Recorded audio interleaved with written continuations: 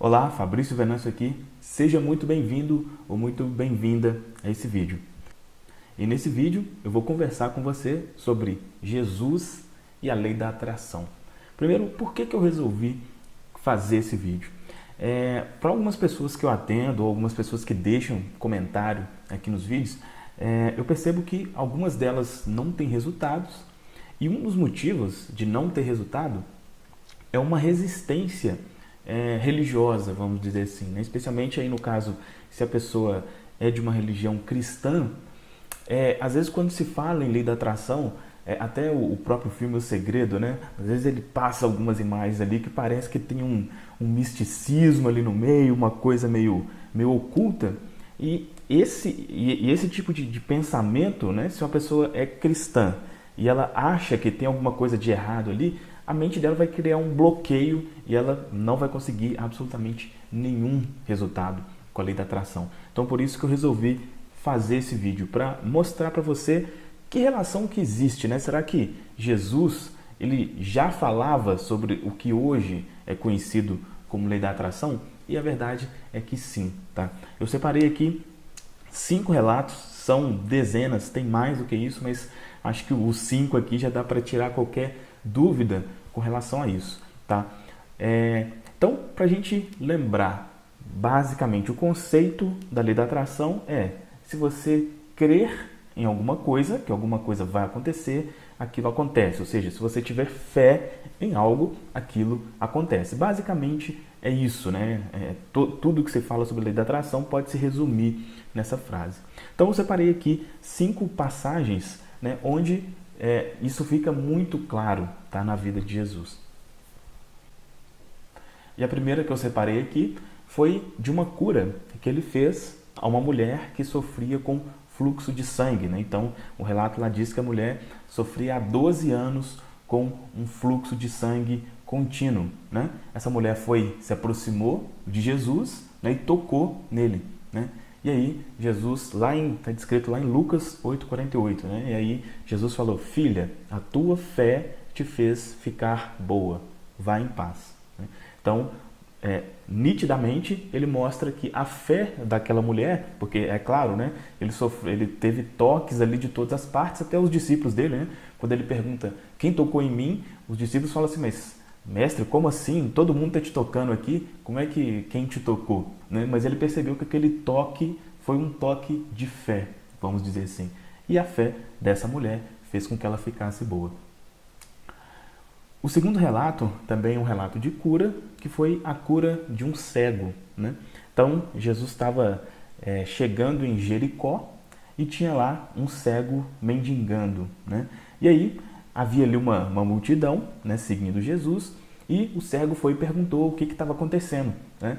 Quando eles explicaram para ele que era Jesus e que ele fazia curas e tal, o cego foi e gritou para ele, né? Olha, tem misericórdia de mim. E aí, Jesus mandou chamar o cego e curou esse cego. E ao curar, Jesus falou as palavras que está lá em Lucas 18:42, né? Jesus falou assim: recupere a visão, a tua fé te fez ficar bom. Então, seguindo a mesma linha, ele fala também do homem, para esse homem, que a fé dele fez com que ele fosse curado. E o terceiro relato é um relato também bem conhecido, mas aí já vamos dizer assim, de uma fé negativa, entre aspas, né? Vamos colocar desse jeito, que é com relação a Pedro, né? Então, esse é um dos relatos mais conhecidos quando se menciona a fé, né? Então, o relato diz que Pedro vê um homem andando sobre as águas, ele fica ali com medo, mas quando ele pergunta, né, quem que é o homem fala, se identifica como Jesus. Pedro fica ali meio desconfiado, mas mesmo assim ele entra no mar e começa a andar em direção a Jesus, né? Só que aí ele olha para o lado, vê a ventania, vê enfim, a chuva, o trovão, fica com medo e aí ele começa a afundar, né? E quando Jesus vê ele afundando, Jesus segura ele, né, e fala: homem de pouca fé, por que você cedeu à dúvida? Né? Isso está lá em Mateus 14:31. Então, esse relato mostra claramente como que se Pedro tivesse continuado com fé, ou seja, se ele não tivesse olhado as condições externas ali, ele ia continuar andando até chegar em Jesus tranquilamente. Só que como ele duvidou, como ele ficou com medo, ele começou a afundar, né? E essa afirmação de Jesus mostra isso muito claramente. Beleza, mas aí todos esses três primeiros relatos, né? Você pode pensar assim, beleza, Fabrício, mas isso era Jesus, ele conseguia isso porque ele era diferenciado, ele era o Filho de Deus, ele tinha poderes sobrenaturais. Agora, os outros relatos aqui que eu separei, acho que tira um pouco dessa crença, né? Dessa limitação que pode ser que você tenha com relação a isso, né? Primeiro, lá num relato de Mateus 7, 8, né? Lá é dito assim: persistir em pedir e lhe será dado, persistam em buscar e acharão, persistam em bater e lhe será aberto, pois todo recebe, e todo aquele que busca acha, e todo aquele que bate se abrirá. Então aqui nesse relato não existe a palavra fé aqui, mas é muito claro isso, né? Quando ele fala persistam em pedir e será dado, pois todo aquele que pede recebe, é um exemplo muito claro, né, do que hoje a gente conhece como a lei da atração ou a lei da fé. Então esse relato é muito claro com relação a isso. E um segundo relato também, aí, que eu acredito que seja o mais conhecido, né, com relação aí à lei da atração, está lá em Marcos 11, 23 e 24, né? Onde Jesus diz, né? Quem disser este monte, levante-se e jogue-se no mar, e não duvidar no coração, mas tiver fé em que aquilo que disser vai acontecer, assim acontecerá. Por isso eu lhes digo, todas as coisas que pedirem oração, tenham fé, essa é a parte mais importante, né? Tenham fé em que já as receberam e as terão. Então, esses dois versículos mostram claramente que a questão relacionada à lei da atração ou poder da fé não era somente relacionado a Jesus, né? Não é que somente ele conseguia fazer as coisas.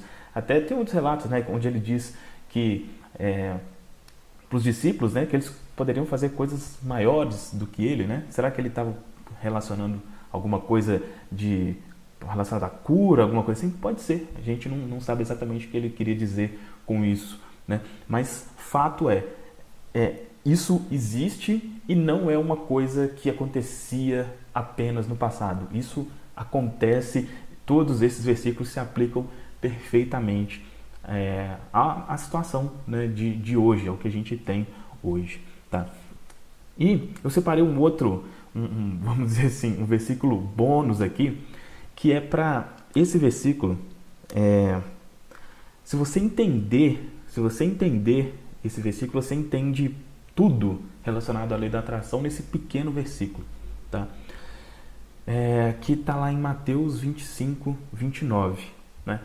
Então, só para contextualizar aqui, nessa ocasião desse versículo, Jesus ele fez ali uma ilustração, né? Ele falava muito por ilustração, e ele fez a ilustração dos talentos, né? Falar que um homem rico foi viajar e ele deu tantos talentos para um, tantos para outro, tantos para outro. Aquele que ele deu, acho que 100, né? Teve mais, enfim, o que teve 70 duplicou, o 60, né, duplicou, enfim. E teve um escravo lá que recebeu um talento só e escondeu aquele talento, né? Mas isso é só para contextualizar. E aí, esse versículo, ele explica, ele está dentro desse contexto, mas ele explica detalhadamente como funciona a lei da atração, como funciona o universo, tá? Lá, Mateus 25, 29, diz assim, olha: pois todo aquele que tem, mais será dado, e ele terá abundância. Mas daquele que não tem, até mesmo o que tem será tirado. Olha só a profundidade desse versículo e como que ele parece completamente sem lógica. Isso é uma coisa que, se a gente for analisar friamente, vamos dizer assim, é uma coisa muito injusta, né? É muito falado, por exemplo, o rico fica mais rico, o pobre mais pobre, e isso parece, né, ter uma conotação de injustiça ali, mas é exatamente assim que o universo funciona, né? É claro que quando Jesus fala isso aqui, não é Deus, vamos dizer assim, o Deus que a gente imagina, né? Será que o Deus que às vezes as religiões ensinam, será que ele faria isso? Ele daria muito a uma pessoa que já é rica e uma pessoa que é pobre, ele não daria nada? Isso não faz o menor sentido. Então, isso está se referindo a como funciona o universo. Tá? E é exatamente assim. Se você entender isso, você entende tudo relacionado à lei da atração. Ou seja, sempre que você emanar sentimento de escassez, de que eu não tenho, é o que diz aqui, olha, até mesmo o que tem vai ser tirado, porque você tá colocando como se não tivesse, então até o que não tem será tirado. Porém, a pessoa que emite sentimento de que tem, ela vai ter cada vez mais, tá? Então, em resumo, qual que era o meu objetivo aqui com esse vídeo, né? Primeiro, realmente mostrar que não existe nada de misticismo, de ocultismo relacionado a essa questão da lei da atração. É algo que, até para, vamos dizer assim, por objetivos comerciais, obviamente, o filme tem esse nome, O Segredo, e fala de algumas coisas que dá essa conotação, mas não existe absolutamente nada disso, tá? E uma segunda coisa que eu acho muito importante é que, assim, normalmente, às vezes, a lei da atração, ela ganhou uma fama meio ruim, porque parece que sempre quando fala em lei da atração, fala sobre dinheiro, riqueza, sobre isso, e é óbvio, não tem nada de errado com isso, mas o objetivo vai muito além disso, ela vai muito, muito além disso. E esses conceitos, né, esses versículos aqui mostram exatamente isso. Tá? Então, se você tivesse qualquer limitação com relação a isso, de que é uma coisa meio esotérica, eu acredito que esses versículos possam ter ajudado a se livrar disso, porque se você tiver esse pensamento, pode ter certeza que realmente nada, né, considerando a lei da atração, vai funcionar para você. Beleza? Deixa um comentário aqui falando o que você achou desse vídeo. Se você concorda ou discorda, né? Se discordar também não tem problema nenhum. Deixa um comentário aqui. E se você gostou, dá aqui um like para ajudar, né? Para mostrar que gostou e para ajudar esse vídeo a chegar a mais pessoas. E se inscreva no canal para você ser atualizado sempre dos novos conteúdos aqui. Beleza? É isso então. Um grande abraço e até o próximo vídeo.